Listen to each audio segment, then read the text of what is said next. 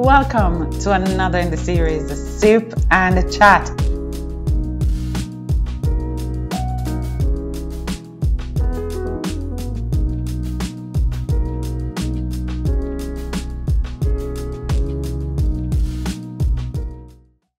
Welcome to another in the series, Sip and a Chat.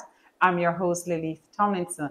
It is indeed a pleasure to have you join us this afternoon to the program where we seek to educate, we seek to empower, and we also seek to energize, as we seek to remind our viewers that where there is a will, there is always a way. And that's what we're about. We're about letting people understand that it's not over until God says it's over. Whatever it is, it could be in your finances, it could be in your personal life, and it could also be in your spiritual life. So we bring guests on our show that will help to rejuvenate your dreams and to let you know that all things are possible. Well, before I go any further this afternoon, I want to say big ups. Thank you so very much to my good friend Odette, who has decked us out with some new cups. We want to say thank you so very much for these new cups. They look so nice, yes. And she has her own little business. And I'm sure we will bring her back to talk about some of the great goodies that she has in her possession as she seeks to embark on a new business endeavor. Well, ladies and gentlemen, today I have with me a very, very special friend, a very, very special person, and a very, very special lady, I would say. Miss Diane Corbell, Leon Corbell's wife, pastor over there at the Lighthouse Assemblies Ministry at one. I always say, well, we have one Carboli drive, and I say two Tarspet. Right. So welcome to the program. Thank you for having me, Doc. Thank you for having me. It's a pleasure being here to sip and chat with you today. Thank you so very much. And sip and chat we will indeed. Amen. Right. So first of all, I want to say, just looking at you, I'm just so in awe because we know there's a story, right? Yes. You don't look like your story. No. You don't look like, I've always heard people say that, but until you've actually, have an encounter with someone that you know that has had an experience, then you totally appreciate the phrase. But before we get to any story at all, just tell us a little bit about who is Diane Leon. Well, my name is Diane Leon. Mm-hmm. Edward before Leon. Right. And I'm a lover of young people. Mm-hmm. I like to encourage young ladies also because of where I'm coming from. Mm-hmm. And my background in youth, growing up, we learn to shut up. So at this time, I'm here to tell young people, they're not time now to be silent. It's time to speak up. Right. And because of speaking up, that's why I'm here now.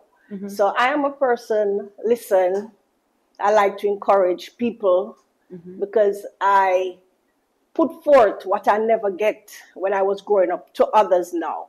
So I learned to listen to young people now because I wasn't listened to while growing up. Right. Because, back in those days, it was about be seen Yes. and not heard.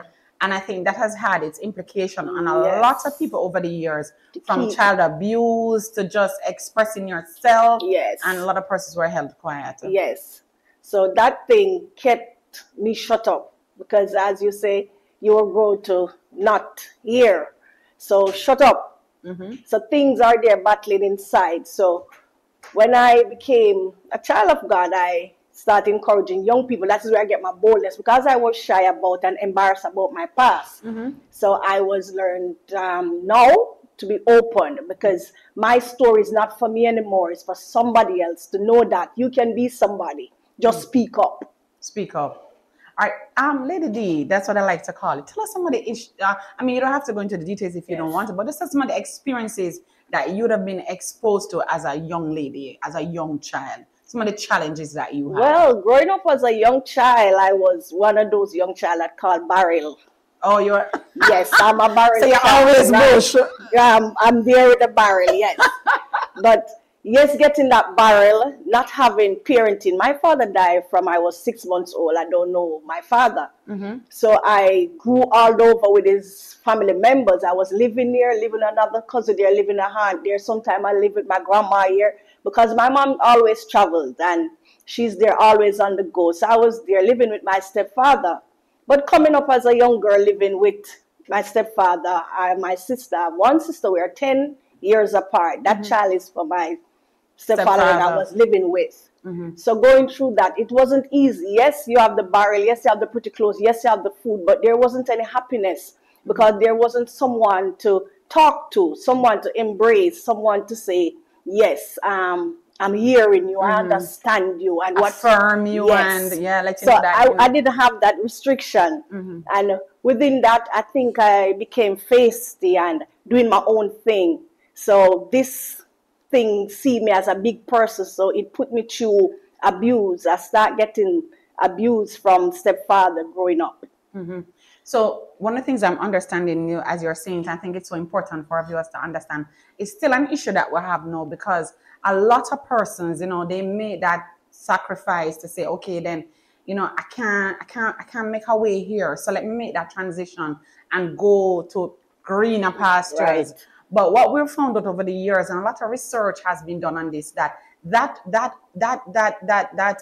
quest to seek greater opportunities for family is often at a cost. Right. And a lot of times it's at the cost of our young girls being abused, whether by stepdads. We want to say, first of all, they are good stepdads, yes, right? they are good stepdads. Yeah, and good stepmoms. And good stepmoms. Right. But ever so often you have that uncle, you have that stepdad. Right. And even worst of all, today we have some bad dads. Yes, we do. And the girls or the boys are left in the hands of these persons who are not as they ought to be in terms of nurturing and caring, but doing the reverse of what they should do. So as you went through that experience, you're saying you became deviant, right? Yes. And very feisty. Very feisty, and I start doing my own thing, start doing party. I was going to school and I was doing party 3 days a week. Wow. So I have nobody to talk to me. So I'm there living with another family member, and then they say, start naming me as bad girl. So you can't stay here because I'm not hearing. But nobody was there to tell what I was going through, why I was behaving like this. I was seeking attention. So when they moved me to another family member, and I'm not behaving there, they moved me to another family member. So that is how I was all over the place and living with different family members, going to school. But at that time, I remember I never missed school. I never missed school. I was short on lunch money. Yes, I was hungry, but I find ways, of going to school. And which is one of the things I admire about you, because you're always on the creative edge, you know. Always, whether it's fashion, you're creative. I've done stuff with you like fashion on a budget, cooking on a budget. So I guess that's probably where we get that kind of resilience. Yes, I know. I carried egg and bread to school, and I learned as I was there, being so defensive, I started fighting for the uptown children at the school, because you have the schools that I've been to, sometimes they have those areas surrounding. They have different kind of children, and they started taking sept on the children who couldn't defend themselves. So I tell them, I am from here and I'm from there. So those persons now start giving me money and start carrying lunch for me. But I never stopped going to school, because I think when I go to school, I see the teachers as mom, I see my friends as family. Okay. So that is one thing that pushed me never to stop going to school. Wow, what an ordeal. But then something happened and you had an encounter. Tell us about your encounter that transformed your life. I find a church that was in the same community, and I got saved. About 17-year-old, 16, 17, I got saved. When I got saved... Did you have any children before you got saved? No. Oh, so you're able to keep it together. Right, I was able to keep it together. Okay. And I got saved and started going to church. I find this one church mom, and I start being... comfortable around her, start talking to her, but she's one of these quiet one. I don't want to upset your family. I don't want to say anything. So she wouldn't say anything, but she was there for me. If I'm hungry, I can run, because the house was so close to her. My house was close. So start going to that church, and I met my husband while going to school. So start going to church. I still was talking to that boyfriend at that time, and I got married early. I looked at that marriage certificate before, and it was 18 going to 19-year-old. Okay. That I wonder what was happening when they give me the consent to marry at that age. Okay. And then after that, a year or a year and a half after that, I was pregnant with my first daughter in that marriage. And I continued to go to church. But the husband at that time, he didn't believe in God. He's a Selassie man, although he's a bald. He was saying, Selassie, and you're God, a wicked God. So I was Conflict there, of interest. yes, going one side, praying and crying. I said, God, you have to do something, open up to this man. But it was a challenge. And then we were there having girls now on the side. We started having girls on the side. So different challenges was going. I mean, I was going to church.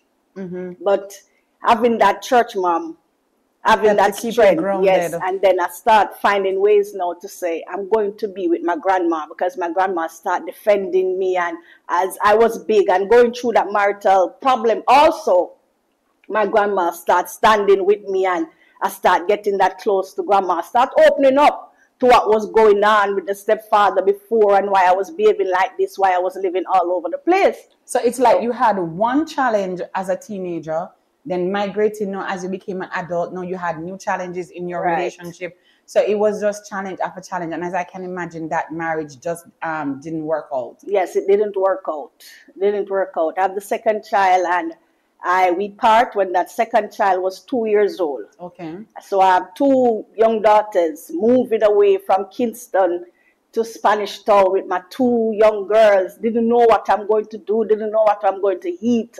But we survived it, because the first thing that I do, Doc, was find a church.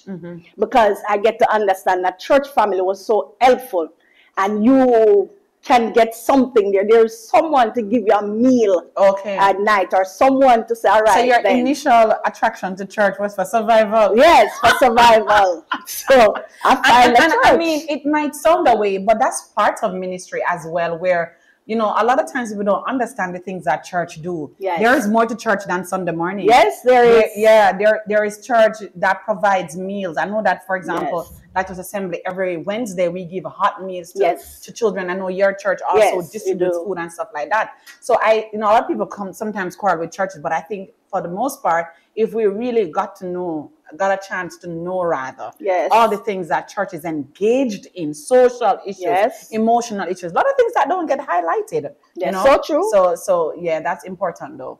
And so you began to grow in the church, right? I began to grow in the church, and moving come to Spanish Town, I find this church where I was going to that church, but didn't understand the church. I was saying that church was powerful because I was finding somewhere to where I feel comfortable, but I see different things start happening in the church, and I said, no, sir, this church not feel right, and things that they want to tell you to use, and different ways of praying. So I said, this one not feel right, and but the children start enjoying it because they make it fun, and I said, no, this not feel right. But then I discovered there was a nomination from the same church that I was coming from in Kingston, so I start going to that nomination, and St. John's Road. I find that church. Nice. And I started going there until getting job. I tell you, it was rough though going through, because we were there trying to seek job with these two young girls. And I was going to church and bearing some hungry with these young ladies, and still trying to find comfort, still trying to find peace. I hide and I try to, I'm going to church, but that I was there wavering, because I start drinking again, because it's me alone and these two young girls. I start drinking, I start smoking, and I was there contemplating, say, am I going to make it with these two, or should I continue to hold on? But I did continue to hold on with those two young girls. So what I'm hearing you saying, Lady D, is that life has a way to present different challenges, and sometimes you're not perfect, but you're still holding on. Yes. You might not have a grip of 100% grip on what is happening, but you're still holding on. Yes. And that's encouragement for somebody who is out there who is saying, even as we talk about restoration, giving a chance to look at some things where you are and where you need to be, and just saying, listen, I might not be getting it right now, but I'm not going back to where I'm coming from. Yes. And then you made your way now over to Lighthouse Assembly, and I know you're married to the pastor now. Yes. Making my way to Lighthouse Assembly, I got invited. My husband got invited to a fasting service, And he went to that fasting service alone, and he came back and he said, boy, D, I find this church and fire in there. So hold on, but so when you came to Kingston, you found that a new man. Yes, I started working at this restaurant, and this new man know that I get lunch at the restaurant, but he continued to say, do you want lunch? Can I buy you lunch? And I continued to say yes, because I'm trying to be slick, because he know I get lunch, but he's just trying to be nice. And then meeting this new man at this restaurant, this is where I came to find this husband that is now my pastor also, and then getting to know him more, we start dating. And every step of the way that I pray, I say, God, if I'm going to do this, I don't want to be a young girl who have these two girls that is messing around. I want him to see a lifestyle that say, look here, mommy can talk to you when you slip up and you don't be disrespectful, and say, mommy, but you do this. And I said, model. Yes, God.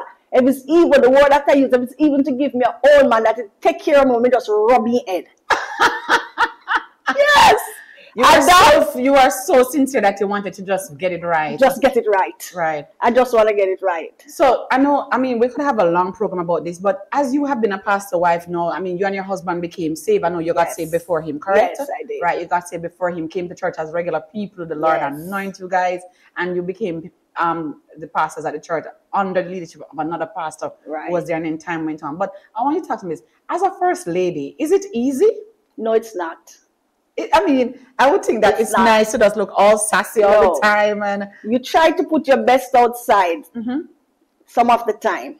But it's not easy to lead as the first lady, because you have time again where it seems like everybody like the pastor because the pastor is so nice, but this wife is just all of that. Yes. So I always say, just like the pastor, he's so nice, and my husband is nice. Right. My husband is nice, but I'm a person like this. I look through things, I listen to him. I'm not that yes person so quick. Right. So they never normally gravitate to me like that so quickly. Right. But being the first lady is not easy to lead.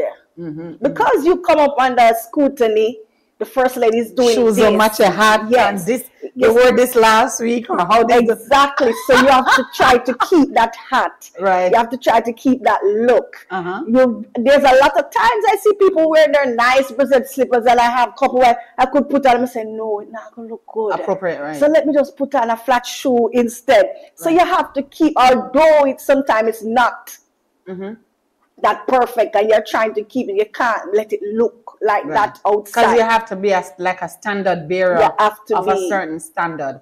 But Lady D, I know it has not been easy as a first lady, and you have been through a lot physically, a lot spiritually as well. But I want you to talk to some of our viewers about just some of the experiences you have had as a woman of God, even some experiences that probably even had been more challenging than when you were a non-believer. Talk to us about some of the challenges. There's one of your testimony that I really, really like. There are so many, but this one about the time when you didn't have any money and the lady came. Talk to us about that one with NHT and stuff like that. Yes, I was there leading the church. And we as a first lady. As a first lady, pastor wife, and we were going through challenges, our financial challenges.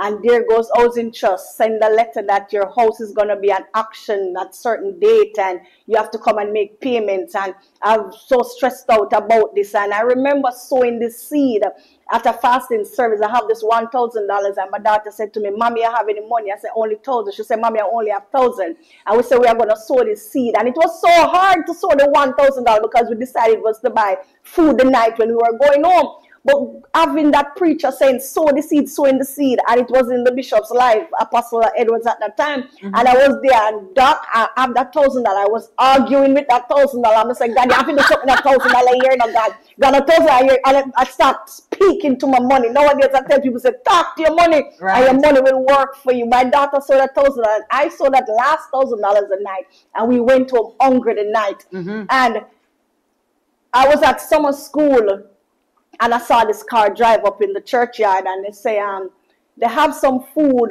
to give some people if I'm willing to take it from a church and all of that. And I said, yes. And she was saying that, could you meet me at my house? This lady live in a gated community. And she was saying, who is the pastor for the church? And I said, he's not here. And she said, nobody. And I said, the pastor's wife. She said, you're the pastor's wife.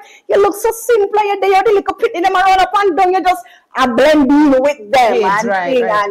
And again, we'll go to our house the night to and thing. And I was scared because it was a gated community. I said to my daughter, I said, you stay in the van and keep your foot on the gas, and me and sister so and so, if anybody grab us, we will fight our way out. And then I went back to her house to pick up some books, and she called me back and she said to me and my husband, the Lord said, the Lord said, I have a seed and I'm not supposed to sow it in my church because I've blessed my church already, but this seed, I must sow it in your life. And she said to my husband, you are the head, so I'm going to give it to you, but I love your wife and there's no way I'm going to let go of this lady. And when she saw that money, she gave us, and like she was counting out US, like, but she take out $100 first. And I said, all right, $100 for me. So she take out another $100, I said, $100 for my husband. And there was a deacon, and I said, she take out another $100. I said, all right, but I get 100. But the lady continued counting $100 until she reached 1,000 US. I said, my God, how is this? So when I reach home, we start planning out the money. We have a bill that we pay out of the money. I'm sure that was an interesting ride home. We start planning out and we pay. And I said, God, look how we pay us in trust. And the lady called me the same night and she said, Diane, the Lord tell me that you have a bill to pay and I should pay it off. How much money you use out of the money when we give you? And I tell her the truth. And I say, I use so and so amount out of it. And she said, no problem. Which bill you owe? And I said, oh, housing trust, and my house is going on auction the next week. And she said, go straight to housing trust tomorrow with that money. I'm going to transfer the rest into housing trust account. People have got that when I went back to housing trust, they said that money is paid off and 3 months in advance was paid off. I don't know that lady. No, I've never seen her before.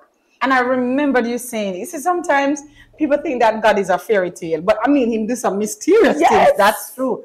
But he's real, and he has a way to show up in the nick of time for people, because out of your $1,000 seed, the Lord gave you so much that, I mean, first of all, the $1,000 US, but he paid off your mortgage and 3 months in advance. That's the kind of God that we know, that we serve. Amen. He's awesome. Lady D, I know that there are many more testimonies, but part of what I want to do on Sip and Chat is to encourage people that God is real and he will show. I know in recent time you had a little ordeal and we have a few more minutes. So let's talk to us about the goodness of God and what God did for you. Well, a few months, in May 21st, I never forgot that date. It was a day before my husband's birthday. I was even saying, my God, look how we're planning on my husband's birthday and mash up now. It was the 21st of May that I have an headache, wasn't feeling well, and I called my daughter on a video call. I said, I'm not feeling well, and she said, Mommy, stop stressing yourself. And I went to lay down, but get up for a cup of water. I had the glass in my hand, but going to my son's room, I start feeling shaky and my head get tight. And I said to my son, I'm not feeling well. And after that, I didn't know what happened.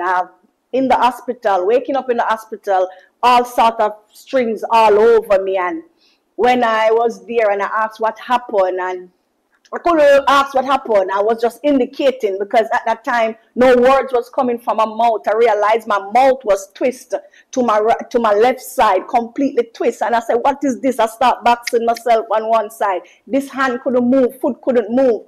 And I went there and I was there 2 days in the emergency, going on the ward. I remember that third night on the ward, I'm saying I'm not feeling good, but I know I start seeing lights start getting dim, and I say, okay, then I'm going to sleep. I'm trying to fight the feeling, but I say I'm going to sleep, and I dozed off. I try and I dozed off, but I wake up back finding this lady in this white uniform, and she started rubbing my foot. I hear her voice was saying, Minister, you're not dying now. Your work is not complete. I'm not going to be the one to tell your apostle that you died, tell your bishop that you died. And she said, wake up, woman of God, your work is not finished. But I just feel this comfort. She just started rubbing my foot. She started massaging my foot, and I was there blinking. And I remember when my daughter come the day after, they call her into a room. The same nurse and doctors was saying to her and things, and I call her and I say, what they say? And she said, Mom, you don't want to hear this. And I said, what they say? But while I'm saying what they say, I couldn't talk. I was typing with my left hand, but they understand. If I write a sentence I miss out two, they understand. And I said, what? And she said, Mommy, they said they lost you for 3 minutes. And I said, But I started crying because, as I tell you, I have a tube in my nose because I was feeding out of tube for a week. The tube push goes straight down to the center off my chest. I have on oxygen, drip. I don't know what, and my body was so feel. I wear Pampers. I wear everything that you could think of. But there and then on the bed, I was saying to God, God, is this how you want me to go out? I'm a mouthpiece. You know, me like to chat, so I can't talk. And, doing sometimes this hospital thing and want to say something that I messed up or anything like that. I couldn't say it. I was just there crying. Crying was my language. But even in the word, it said, tears are a language only God understands.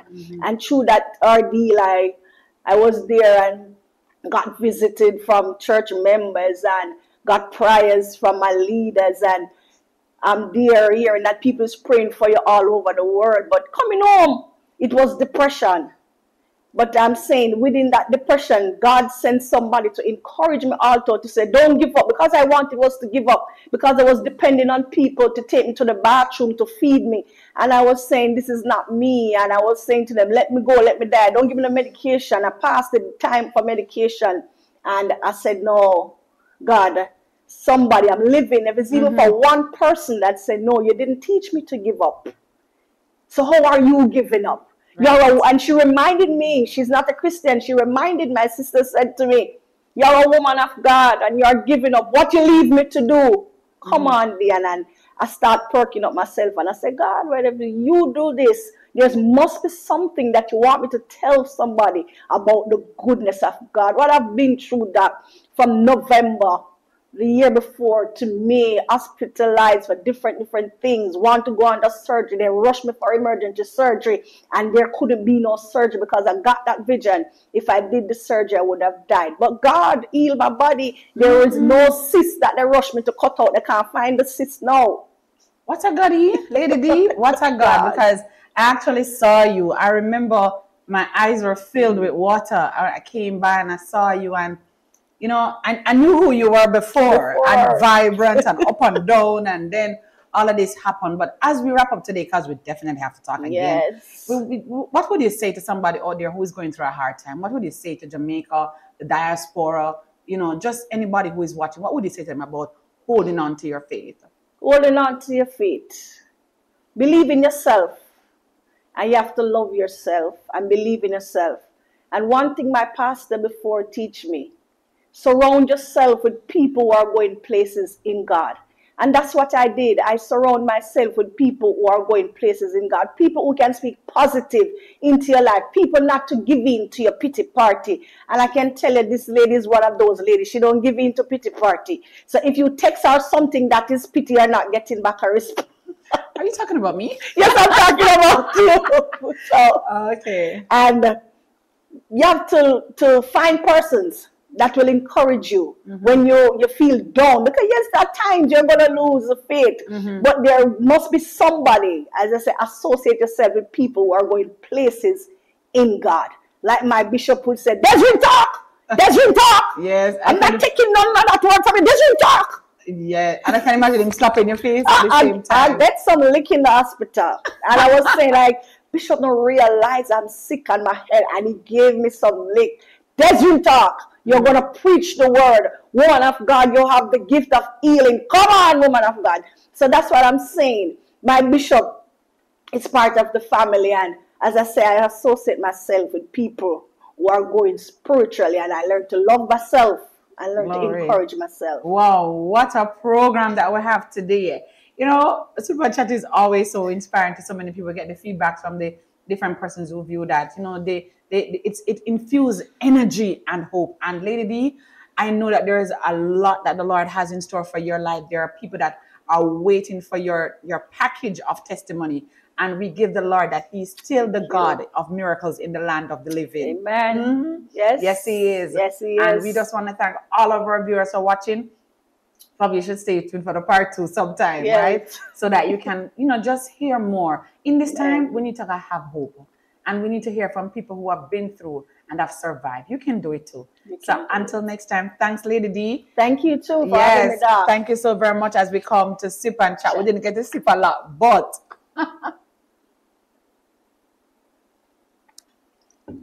see you next time as we continue to engage, energize, and empower.